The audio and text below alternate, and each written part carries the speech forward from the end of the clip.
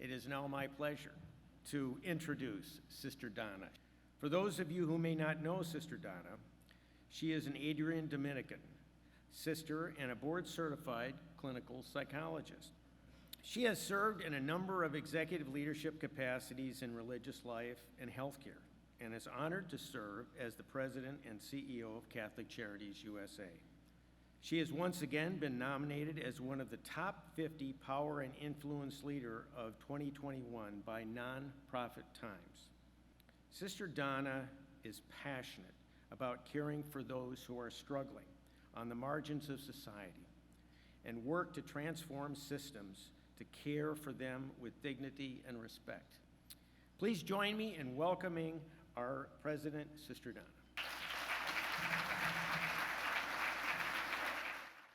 Well, it is so wonderful to see everybody face to face instead of in little boxes. It's just great, and I'm so happy we were able to do this. It's great to be here. I'd like to just share some thoughts with you this morning about time. And I would ask the question, what time is it? What time is it? In the book of Ecclesiastes, the prophet writes, "There's a season for everything, a time for every purpose under heaven, a time for birth, a time for death, a time to cry, a time to laugh, a time to mourn, time to heal, a time to embrace, a time to refrain from embracing, and so on." So I ask you, as I ask myself, what time is it today? What time is it? We've been through so much in the last couple years. We've witnessed incredible sickness. We've seen suffering. We've each done what we could to extend mercy and compassion and care. We've comforted families, our friends, our clients, and so many more people who have lost so much. On our TV screens, we witnessed lives snuffed out by horrific disregard for human life, for Black lives, for brown lives. And we wept.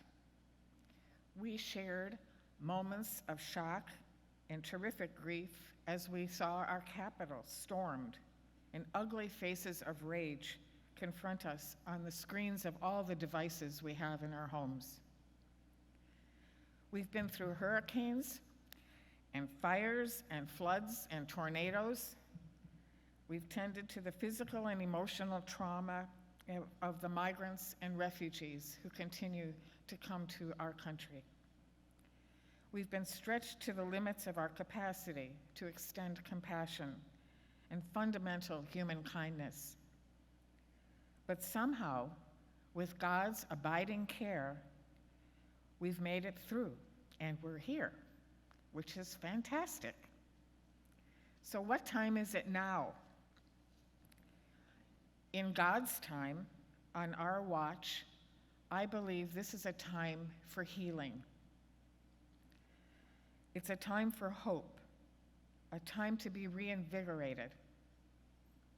It is healing time. Once upon a long time ago, I was sitting in my office in Toronto, and my assistant said I had a call from someone who said he was John Denver. Now, in my line of work, people say that there are all kinds of people, I've met Jesus a few times and other people. So she put the call through, and and this voice says, "Hello, this is John Denver." And I said, "Who is this really?" And then I found out it really was John Denver. So anyway, he had invited me to a symposium, to speak at a symposium that he convened in Aspen, Colorado. And one night during the symposium, they put on a concert in the large performance tent in Aspen. And there were about 3,000 of us there. And John Denver sang a song And actually, to me, it was much more of a hymn than it was a song. And it touched me deeply. He wrote it, he admitted. He admitted he had written the thing at 4:30 in the morning, that morning, and that he was going to sing it, but it actually wasn't totally finished. And I'm sitting there wondering, I don't know what this is. How does he do that? But the sad part is he performed it only once. He died shortly after that. And the song was never published, as far as I know. I had a copy of all of the tapes from the symposium, so I happen to have had it, and then I did find it on YouTube. Anyway, the words, I think, speak compellingly at this moment as we tentatively emerge from some very difficult months. Here together in this beautiful part of our country, you'll hear, he says, let the mountains speak, let the rivers run, and let the beauty and healing of all creation touch us and seep into us and heal us. Let us welcome God's Spirit among us, and let our souls be touched these days as we finally come together in person in our Catholic Charities communities. So just let us listen to this beautiful hymn.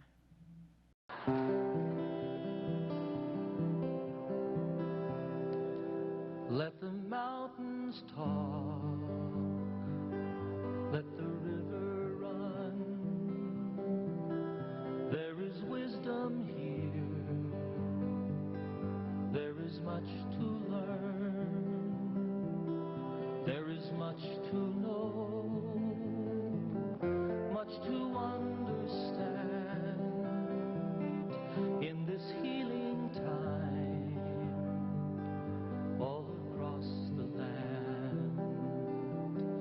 You have heard my songs, oh, so many years. You have laughed with me, washed away my tears. You have shared my joy, you have felt my pain. In this healing time, walk with me again through these darker days on this narrow line. Help me find my way, help me see the signs. I am not afraid, I am not alone. You have taught me well, you have brought me home. Let the mountains speak, let the rivers run.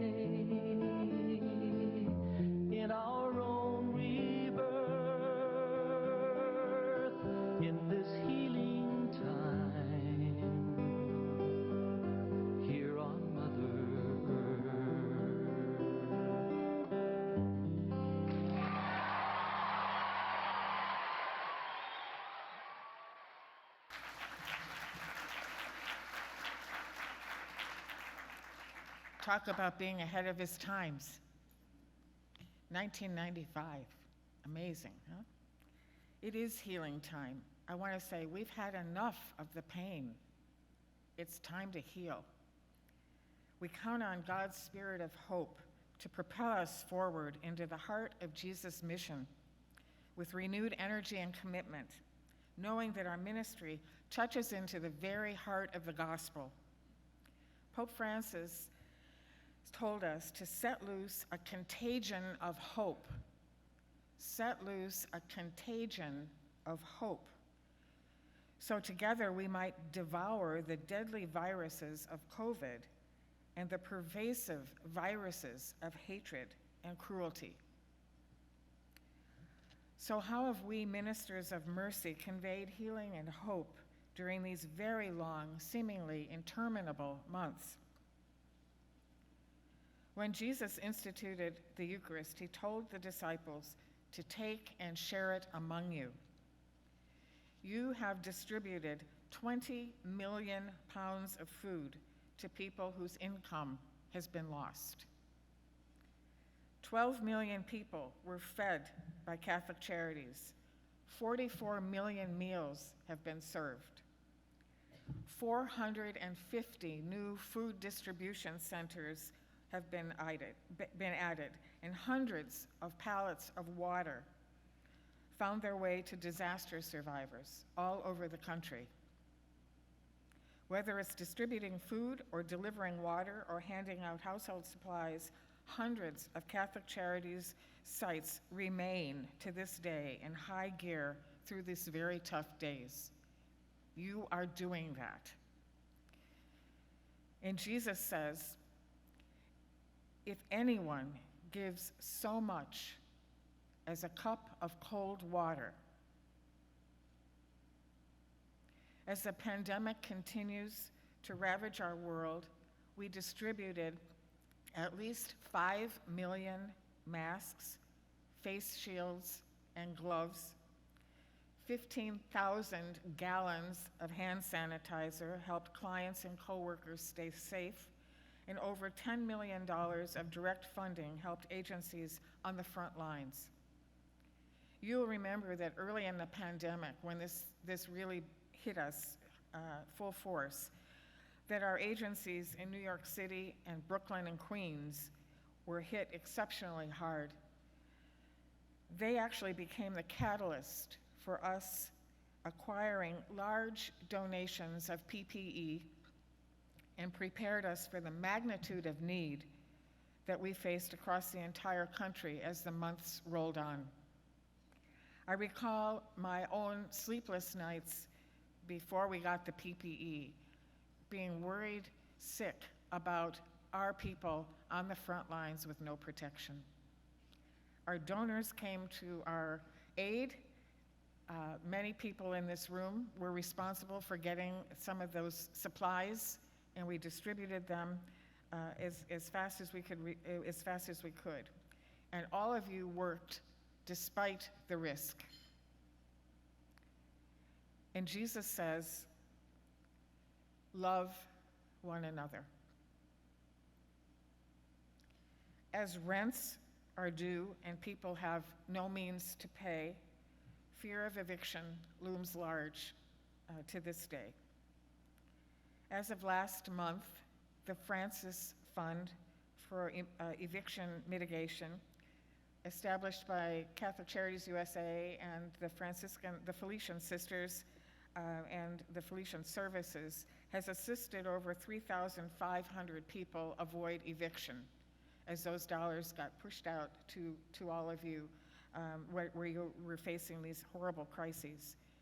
You've provided emergency housing for an additional 179,417 people and housed over 11,000 seniors this past year alone. The Healthy Housing Pilot Initiative for the chronically homeless continues throughout the worst of the pandemic. By way of some examples of our response to this national crisis, Catholic Charities of Eastern Washington opened an additional 50 units of permanent supportive housing in the middle of the pandemic and is soon going to open another 73-unit property for homeless families. Catholic Charities in Portland has begun construction on 110 more units of permanent supportive housing. Numerous additional affordable housing projects continue to be underway across the country through the work that all of you are doing, and you have done this in the middle of COVID. That is amazing. And Jesus bids us, make your home in me as I make mine in you. Along the southern border and throughout the country, you've provided $22 million in cash and in-kind support to more than 237,000 migrants and thousands of refugees as they find their home in our country. Our agencies, most especially those along the southern border, have been frequent targets of people's misunderstanding of our humanitarian work. For many of us, we've had to absorb the vitriol we've experienced in many of our settings. It's been hurtful and incredibly sad. In spite of that, we continue to care for people who are frightened and suffering and lack a home. And now we're rising up to deal with another humanitarian tragedy as we witness the Afghan refugees settle into safety here. We see a scene of people literally running for their lives, carrying nothing, and hoping for protection in this country. Catholic Charities of Richmond and Arlington were the first of many agencies supporting the Afghan people's arrival in the United States. We have at least 6 agencies and probably more every day coming online to deal with the Afghans as they are trying to settle here.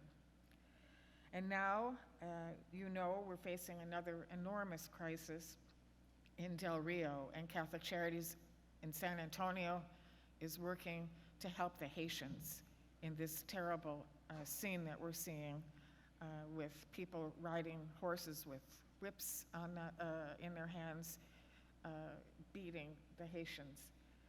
We are providing an antidote through our own kindness to those people, and I thank Antonio. Where is he? There. Thank you.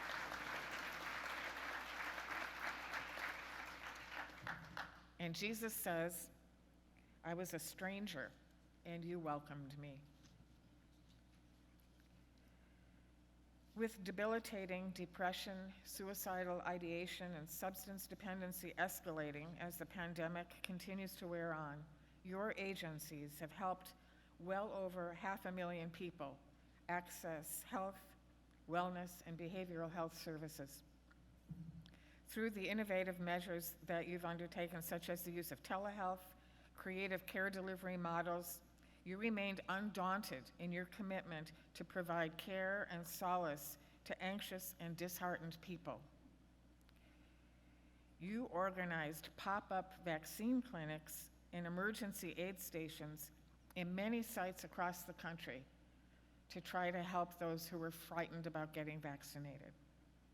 You comforted, you accompanied, you gave hope. And Jesus consoles us. Do not be afraid, I am with you. Unemployment takes an enormous toll on any person's dignity. Workforce development and jobs training provided by your agencies served over 32,000 people and helped 7,500 people transition to full employment. Rebuilding homes, repairing lives is happening throughout the country through your efforts. Thanks to your dedication and despite the hardships of working under these conditions. The latest edition of Catholic Charities USA's magazine highlights the efforts of many Catholic Charities agencies that are helping people gain employment. and Jesus beckons, "Come to me, all you who labor." We are committed to putting the gospel into action in this sacred work we undertake these days. Pope Francis has often repeated his mandate to those of us whose focus is particularly on what he terms the fringes of humanity. That is, people who serve our sisters and brothers who are in pain, who are frightened, who are hungry, who are abandoned, those who are migrants, displaced, exploited, excluded. He implores us, go out to those who are burdened by pain and failure, who feel their lives are empty, and proclaim the folly of a loving God who wants to anoint them with the oil of hope. That's what you do. Pope Francis tells us, hope is bold. So let us be messengers of hope and set loose that contagion of hope to bring healing to the people we serve. Pope Francis has even created an entire office in the Vatican, a dicastery in Roman parlance, called Integral Human Development. He wants that office to focus on all the things that make it possible for every human being to live with dignity and self-respect, to be healthy in mind, body, and spirit. Human life, he says, is like an orchestra that sounds good if the different instruments are in accord and follow a score shared by all. So that office is really helping to focus the work of the church on the whole human person. That's our work. Now, we don't call it integral human development. We probably call it things like the social determinants of health, right? So, but it's the same concept. So that is our work. Lives are precious. Lives matter. We are working diligently to try to support people in every single area of their life where they feel fragile. Housing, food, healthcare, employment, and education, a safe community. Those are the constituents of what the church calls the necessities for integral human development. And they're part of the framework for healing of those who have been broken and under the weight of deep poverty. This is our work. This is our work. The social determinants of health are at the very heart of our ministry as people who work at Catholic Charities. Regardless of race, creed, nationality, social status, orientation, or age, we extend our care so people may reclaim hope and live a full life. Care extended in compassion assists each person whom we meet to find a way to not be afraid and know they're not alone. So whether we speak about integral human development or the social determinants of health and well-being, we're putting the mission of Jesus into action. You know and I know that working at Catholic Charities is no ordinary job. People here are not in it for the money. You know that well. Catholic Charities is a profound expression of the healing ministry of the church. As conduits of the gospel, our daily work brings hope and healing to communities in pain and to people who have felt reviled. Healing and hope are inextricably connected. Hope is bold, and hope is the gift that opens the soul to heal. Hope opens our souls to heal. The pandemic has taken its toll, not only on the people we serve, but it also has taken its toll on each one of us.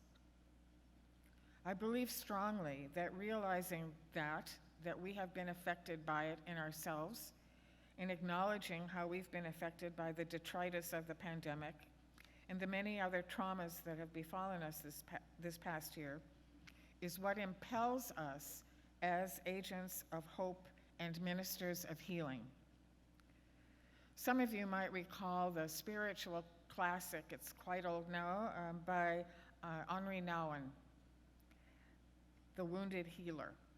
And in that book, which stays current all the time, Nouwen posits that only the person who's in touch with his or her woundedness can effectively serve as a healing agent to others who are broken. Our clients are hurting and they need us. Wounded though we too may be, they need us to help them heal, and we need each other to help us heal. So what time is it, Catholic Charities friends? It's God's time, on our watch. Bigotry, racism, cruelty, divisiveness, and selfishness need to be eradicated quickly, and we need to spread that contagion of hope. It's time for our healing. It's time for our healing. It's a time for hope, and it's a time for healing all across Mother Earth. Thank you.